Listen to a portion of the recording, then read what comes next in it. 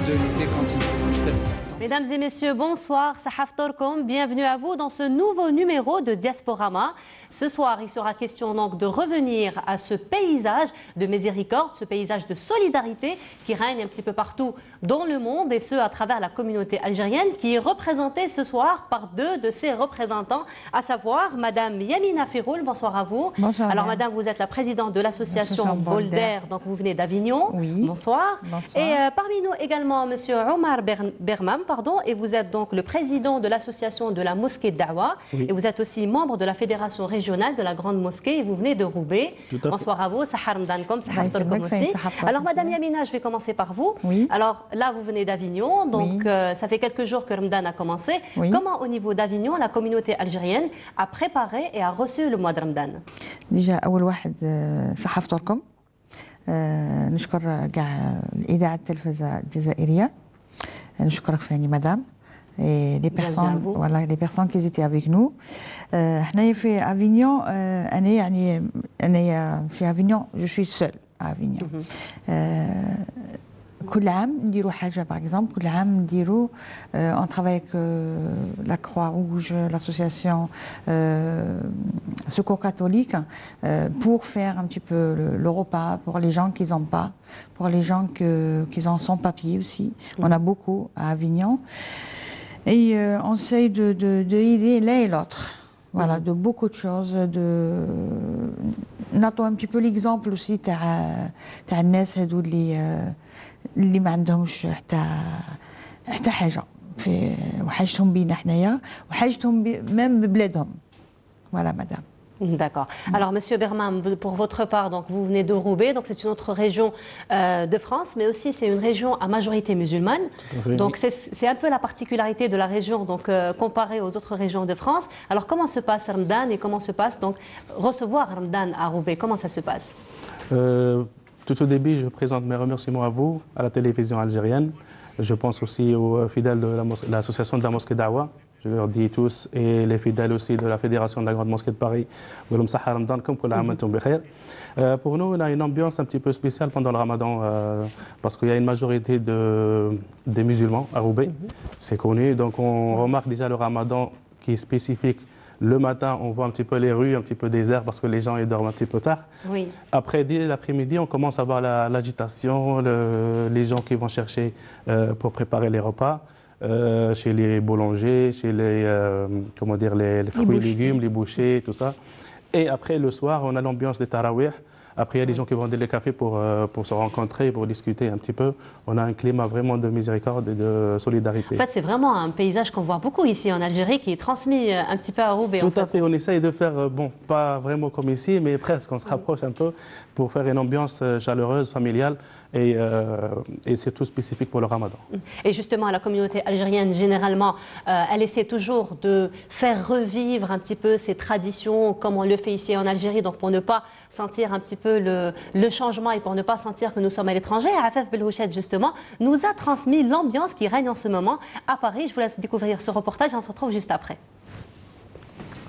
Comme partout dans le monde musulman, les magasins de pâtisserie et spécialités maghrébines ne désemplissent pas à Paris en ce premier jour de Ramadan, avec la particularité d'un choix couvrant au moins 3 pays du Maghreb pour satisfaire tous les palais. Ça dépend, الجزائريين طبيعة قلب اللوز والمحشي والملفاي والزلابية الحرشة والتوسي والبوفاريك خاصة اللي 100% جزائري والتوانسة يطلبوا الملفاي وكعك العمر وكعك الورقة وتوسكي des petits pièces light, on va dire ça, surtout les femmes. Une gourmandise exacerbée par les longues heures de jeûne, pas seulement car Ramadan est d'abord synonyme de spiritualité et de retrouvailles de famille. C'est pas jeûner que ne pas manger, boire, c'est aussi jeûner pour tout ce qui est pas bon en fait, et aider les autres, et penser aux autres. Mais c'est vrai qu'on a toujours un manque du bled, et on essaye de créer une ambiance ici à Paris. J'ai des enfants, automatiquement tout le monde vient, ils sont mariés, mais tout le monde à la maison. Chaque Ramadan a هكذايا. Mais le repas à la maison n'est plus le seul choix offert. De plus en plus de traiteurs proposent, en plus des mets spécifiques à la table de ce mois, des menus Ramadan qui attirent une clientèle de plus en plus large. On va voir de tout, on va avoir, mais c'est vrai qu'on a plutôt des jeunes trentenaires à peu près, enfin disons entre 30-40 ans. Mais on a aussi des familles qui veulent changer du menu de la maison ou de la cuisine de maman ou de la mamie et donc qui veulent, pourquoi pas, s'offrir une soirée restaurant. Et malgré un choix riche en goût et en couleurs, ici comme à la maison, la Chorba et Qalb Bellouz sont les maîtres de la table de Ramadan. Voilà, alors Monsieur Bermam, Chorba Qalb Bellouz sont aussi maîtres de la table à Roubaix. Un petit peu plus que ça. Un petit peu plus que ça. Un petit peu plus, oui. Voilà, bon, il est clair parce que du moment que la communauté musulmane c'est la majoritaire, donc elle est plus importante. Elle est plus importante. Oui, voilà, donc c'est un petit peu la même ambiance chez vous? Oui.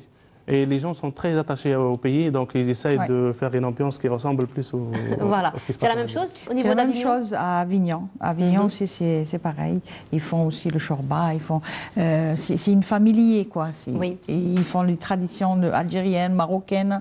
On a beaucoup de communautés marocaines à Avignon. On est vraiment très liés avec eux et à l'aise aussi. Et puis il y a un échange. Il y a un échange entre nous, oui, bien sûr. Bon, de toute façon, ça se rapproche, hein, les deux nationalités se rapprochent beaucoup, même dans l'art culinaire, il y a beaucoup de choses qui sont la vérité, ils sont pareils que nous aussi. Hein. Voilà, il y a une complémentarité, on va dire, entre les deux. Voilà. De toute façon, c'est la même communauté musulmane. Alors, oui. Voilà. Alors, Madame Ferrol aussi, vous travaillez en faveur des SDF. Oui. Aussi. Alors, est-ce que vous pouvez nous parler de votre action par rapport à cette frange de la société? Déjà, j'ai fait des récoltes de manger. Par exemple, je pars au magasin. Les magasins. Je récolte les ناس هذو des fois اللي ما عندهمش. Oui. On récolte الماكلة يعني الماكلة on récolte الماكلة. Des fois on récolte par exemple des habits, on récolte des médicaments pour les gens qui n'ont pas. Je parle des gens qui n'ont pas.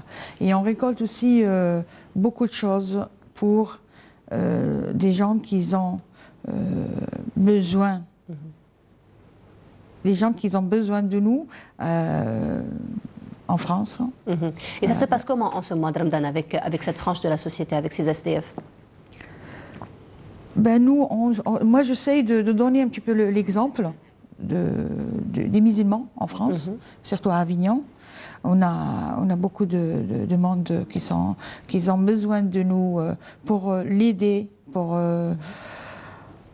montrer un petit peu comme quoi on est là pour eux. Je craque. J'arrive pas à parler. Vous êtes très émotif, j'imagine. Vous parlez avec beaucoup d'émotions. Monsieur Bermam, j'imagine que vous aussi, au niveau de Roubaix, donc il y a beaucoup d'actions de solidarité qui se font avec les différentes franges de la société. Parlez-nous un petit peu de ces actions de solidarité. Tout à fait. Il y a beaucoup d'actions de solidarité. Moi, je parle plus par rapport à ce qui se passe dans notre association. Nous, on commence par...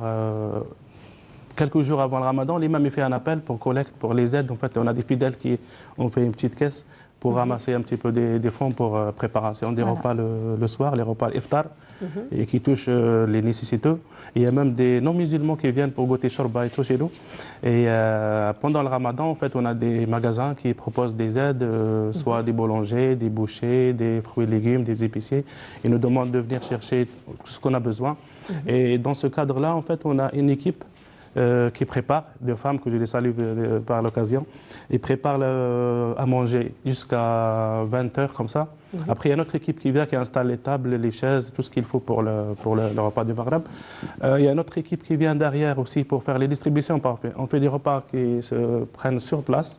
Après, on a d'autres repas qui sont livrés dans les foyers, dans les maisons de retraite et même dans des familles nécessiteuses. D'accord. Et l'année dernière, par exemple, on a fait 5900 repas sur tout le mois de Ramadan. Oui, c'est vraiment important. Et après, juste après l'Aïcha, il y a une équipe aussi qui vient pour tout nettoyer, pour la vaisselle et tout. Comme ça, le lendemain, on repart à zéro. La communauté, elle est quand même mobilisée chez vous. Ah oui, c'est une mobilisation pour le Ramadan, c'est vraiment sacré. Et justement, alors vous dites 5900 repas, c'est quand même un chiffre assez important. Et donc cette année, on n'est qu'au début du mois de Ramadan, donc on n'a pas encore les premiers bilans. Mais en fait, vous faites comment pour les connaître, ces gens-là? Est-ce qu'ils sont recensés au préalable chez vous ou est-ce que ça va de bouche à oreille? Comment vous pouvez savoir qu'il y a des gens qui sont dans la nécessité? Il y a une partie qui sont des fidèles, d'autres parties qui sont des voisins, comme les maisons de retraite et les foyers, les travailleurs. Après, il y a le bouche à oreille qui vient. Et il y a la qualité, c'est des repas aussi qui fait appel, que les gens viennent chez nous. Ce sont des Algériennes qui font à manger? mangez? Bien sûr. Voilà, Ah, donc la saveur algérienne est liée. Tout à fait, oui. C'est la même chose à votre pareil, niveau? pareil aussi à Avignon. Par exemple, je fais les rassemblements des femmes. Oui. Avant le ramadan, on fait des réunions. Moi et mes femmes qui travaillent avec moi comme bénévolat. Et نقول لهم بلي voilà, pendant le ramadan, on va travailler avec la Croix-Rouge parce que j'ai pas des grandes cuisines. La Croix-Rouge française, elle nous donne la cuisine. Voilà, elle met à votre disposition la cuisine. Oui, bien sûr, elle nous donne la cuisine pour faire à manger. Pour les SDF qui sont avec la Croix-Rouge et pour les SDF qui sont dehors, qui sont sans abri. Voilà, alors il y a des femmes algériennes qui m'aident, ils font le show. Il y en a un qui fait le shorba, l'autre elle fait le berrique. C'est comme le bled quoi. Voilà. نحسوا بلي عندنا رمضان كيما بلادنا. Voilà. En fait, les tâches sont distribuées, chacun sait ce qu'il doit faire. Bien sûr.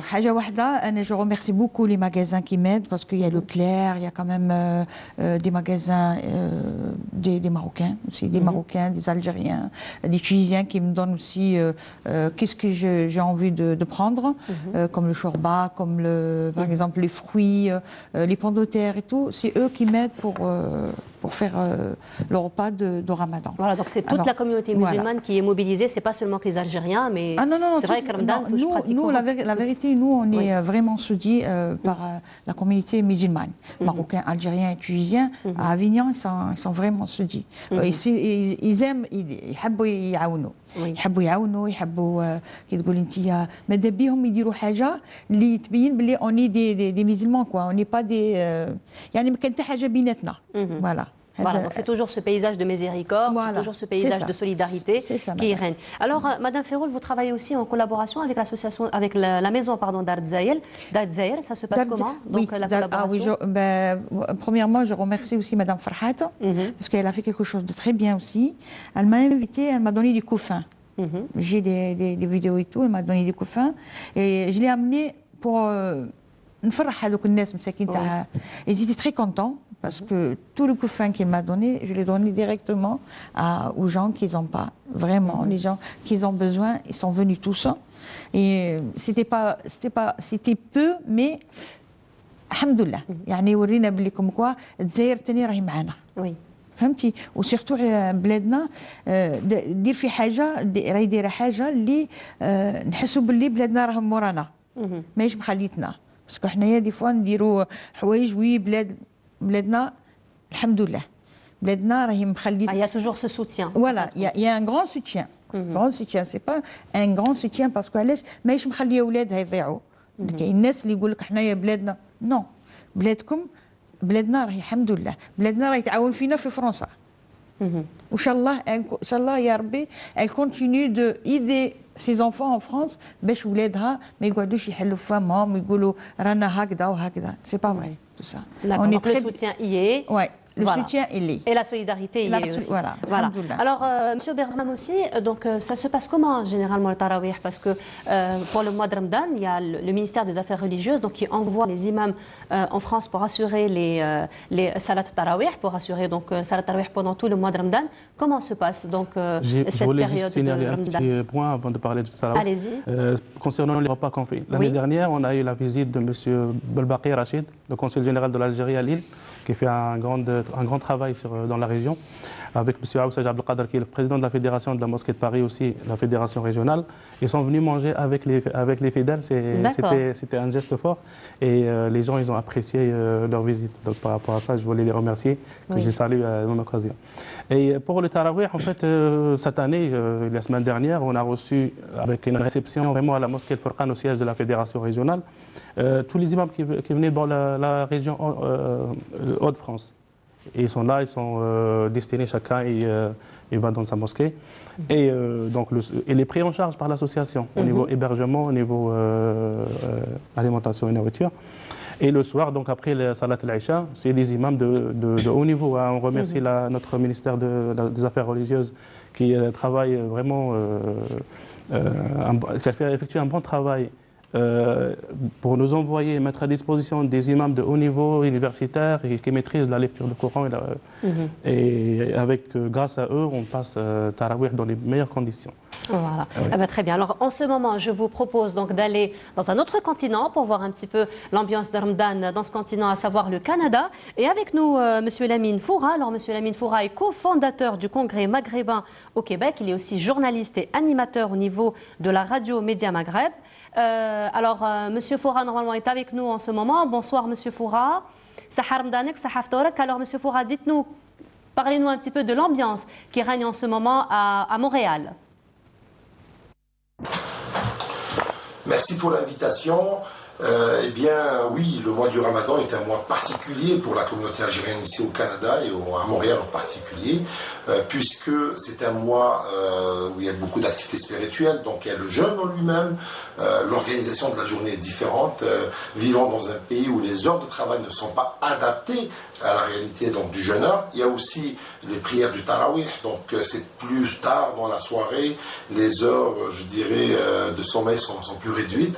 Et bien sûr, il y a aussi une activité culturelle qui prend place au sein de la communauté. Les cafés aussi sont plus remplis le soir. Les commerces font beaucoup d'argent. Je dirais c'est un moment assez important. Ils appellent ça, c'est leur Noël, en fait, sachant qu'ici, pendant le mois de Noël aussi, les commerçants en général, leur chiffre d'affaires augmente. Donc, c'est un moment où les commerçants, à travers les importateurs qui importent des produits d'Algérie, comme les dattes, comme les boissons gazeuses, comme d'autres produits, les couscous, plein de produits. Aujourd'hui, on consomme une grande partie de ce que les Algériens consomment ici vient d'Algérie, essentiellement des produits particuliers à l'aspect culinaire algérien, mais aussi les gâteaux qui sont préparés dans les boulangeries, dans les pâtisseries. Ici à Montréal, on va retrouver Kalbelou, Zlabia, avec bien sûr Zlabia de Boufarek et d'autres types de Zlabia, plein d'autres produits que les Algériens consomment en Algérie pendant le mois du Ramadan se retrouvent ici dans les magasins ici à Montréal.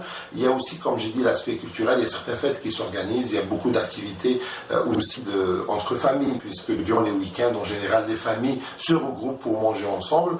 Une particularité aussi par rapport à ces dernières années, c'est que le mois du Ramadan arrive l'été, donc il y a quand même une partie de la communauté qui profite de cette période d'été pour se déplacer en Algérie, pour passer quelques jours avec leur famille en Algérie.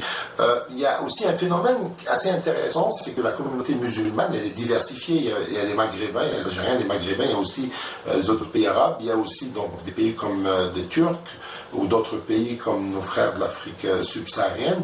Eh bien, c'est aussi une occasion que des gens partagent leur culture culinaire, partagent leurs plats, qui sont de plus présents durant le mois du Ramadan, donc durant le week-end.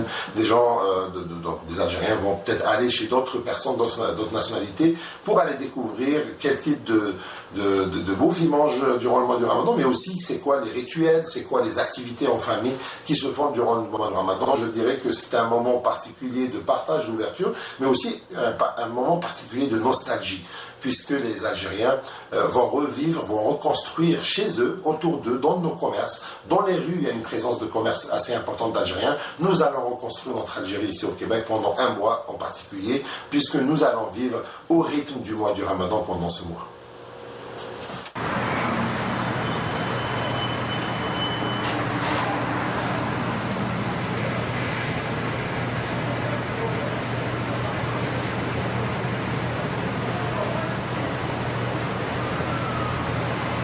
Donc là où elle se trouve. Et alors on rappelle juste que la radio donc Média Maghreb au Canada organise en ce moment un concours à l'occasion de Ramadan, et ça se passe donc le soir au niveau de la radio. Voilà, donc on revient à vous. Alors on parlait un petit peu de cette ambiance, mais il y a aussi une autre frange de la société qui sont les Chibani. Donc c'est un peu cette génération, cette première génération d'immigrés donc qui sont partis, qui nous ont ouvert un petit peu la porte à nous tous. Alors quelle est un petit peu votre relation? Comment vous entretenez vos relations avec cette frange de la société? Monsieur Berman, peut-être? Oui, nous, on a une grande partie, une grande, entre parenthèses, des Chibani qui viennent, qui fréquentent l'association.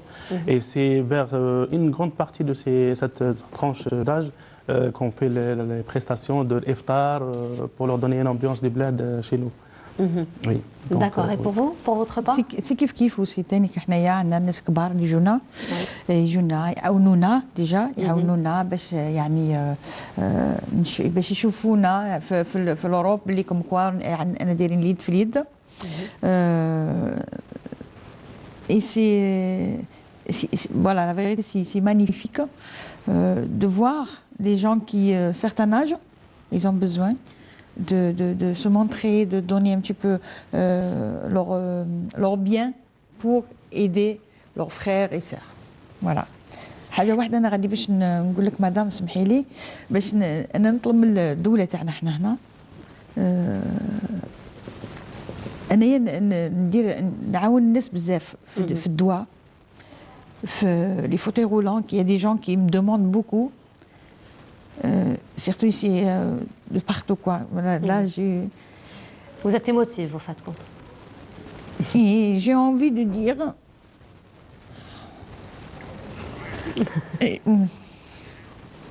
ça fait mal ça. Allez, je vous laisse reprendre votre souffle. Ouais. Je vous laisse reprendre votre souffle. Nous avons juste une petite interview que justement notre confrère et notre ami Lamine Foura qui a fait donc un restaurateur là-bas, donc toujours à Montréal au Canada. Donc il va nous parler un petit peu de cette ambiance de l'art culinaire, de cette ambiance de Ramadan. Je vous laisse découvrir cette interview et on se retrouve juste après.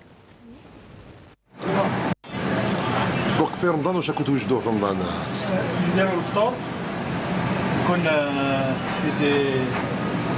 الفطور تاع 3 بلا عندنا une salade عندنا شوربه فريك ويوغا ان بلا دو جور شاك جور نبدلوا لو بلا وي ما اسكو الناس يجوا يعني يجوا في رمضان يجوا يفطروا هنايا يجوا ياكلوا يجوا يشروا اون جينيرال اون جينيرال كاين اللي يجي ياكل هنايا مي اون موان بلاص اون جينيرال كاع يجي ياخذوهم يدوهم معاهم يكونوا بخي ديجا امبورتي وكل عام في رمضان كما العام هذا ان شاء الله واش الحوايج اللي يحبوهم لي زالجيريان هنا اون جينيرال؟ ما هي باغ اكزومبل السرا اللي يحبوها هذه كاين الحميس يحبوه بزاف كاين اللي يحب المحاجب الشوربه فريك تاعي فور يحبوها بزاف فوالا. Voilà, donc c'était un chef cuisinier donc algérien qui nous a partager un petit peu cette ambiance ramadanesque qui se trouve donc au niveau de Montréal. Parlons encore du mois de Ramadan. Oui. Donc on va parler un petit peu de cette banque alimentaire peut-être. Oui. Alors احنا عندنا واحد يعاون الناس بزاف monsieur Ben Salah Ben Salah pardon. Alors c'est lui qui m'aide aussi de faire le Ramadan à l'aise aussi. Comment à l'aise? C'est lui qui me ramène pour faire à manger, vous savez, voilà, pour faire à manger, pour préparer tous les plats. Pour préparer les plats, tous les plats, quoi. Voilà. Donc, madame, vous êtes très émotive. Hein. On voit, vous prenez vraiment à cœur ce que vous faites. Alors voilà, nous arrivons au terme de notre émission. Peut-être un dernier mot, madame pour vous, madame Ferro. بنقول لكم حاجة واحدة برك نشكركم وإن شاء الله يا ربي نلم شملنا كل الجزائريين والجزائريات وإن شاء الله يا ربي يهدينا على بعضياتنا. Voilà, merci beaucoup. Monsieur Berman. Oui, moi j'ai 2-3 points juste à parler par rapport. C'est un gros travail pendant le Ramadan, mais justement par rapport on a en fait dans la région un nombre récent qui nous montre qu'il y a 51% des gens qui fréquentent les mosquées, c'est des jeunes qui sont nés en France. Donc ils ont besoin d'apprendre la langue arabe et ils ont besoin aussi des imams qui parlent français pour travailler de côté. C'est pour ça moi je voulais remercier le ministère de l'Éducation pour le travail qu'il fait avec l'ambassade de l'Algérie en France, avec l'ELCO, tout le travail qu'ils font. Et en même temps le ministère aussi, merci le ministère des Affaires religieuses avec les morshidat qui sont destinés pour les femmes aussi. Ça, c'est à signaler. Il faut un grand travail chez nous. Et je remercie bien sûr parce qu'on est attaché en Algérie. En premier lieu, monsieur le président de la République, Abdelaziz Bouteflika, pour tout le travail qu'il fait. Nous arrivons au terme de notre émission. Je rappelle, était parmi nous madame Yamina Ferroul, qui est la présidente de l'association Bolder. Elle nous est venue d'Avignon. Était parmi nous également monsieur Omar Berman, qui est le président de la mosquée président de l'association de la mosquée d'Awa, pardon. Il est par la même occasion membre de la fédération régionale de la mosquée de Paris. Il nous est venu aussi de Roubaix. Merci merci à Lamine Foura qui était avec nous de Montréal. Alors si jamais vous ratez cette émission, sachez que vous pourriez la retrouver sur notre chaîne YouTube Canal Algérie. Et puis pour donc vos suggestions, vos remarques, votre participation, pourquoi pas avec nous, vous avez notre page Facebook à votre disposition, Diasporama. Je vous retrouverai avec un très grand plaisir la semaine prochaine avec un autre numéro de Diasporama. Là en ce moment on va se quitter en musique avec la mélodie mouresque de Salvatore Daniel qui est chantée brillamment avec la soprano Amel Brahim Djelloul. Et je vous dis encore une fois, Sahas Hourkoum, et je vous retrouverai avec grand plaisir la semaine prochaine. Au revoir.